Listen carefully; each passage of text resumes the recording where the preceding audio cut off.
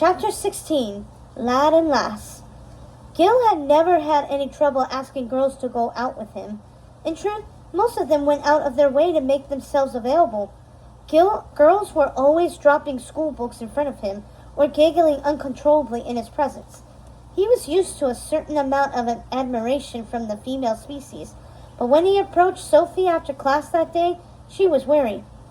"What do you want, Gil?" she asked, setting down the book she was holding and pulling up the red sleeves on her robe. She had dark hair and a skeptical expression. "I'm not giving you the answers to next week's test, if that's what you're asking." "Oh, too bad," said Gil, before catching himself. "Wait, no, that's not what I wanted to ask you." "Well, what is it then?" "I've got study notes to hand out and quizzes to return to the professor," said Sophie patiently.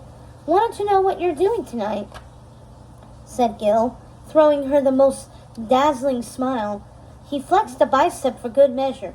"Tonight? I'm refilling the professor's well." "Exciting, isn't it?" said Sophie dryly. "I'll be carrying buckets of water all night." "I've got a better idea. You, me, and the fish and chip shop," said Gil. "Huh? Is that like a date?" asked Sophie. "What, you've never been on one before?" asked Gil.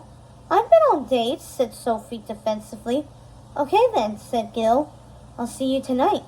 "No, I told you, I'm busy," said Sophie, turning away. This was not going as planned, and Gil began to sweat.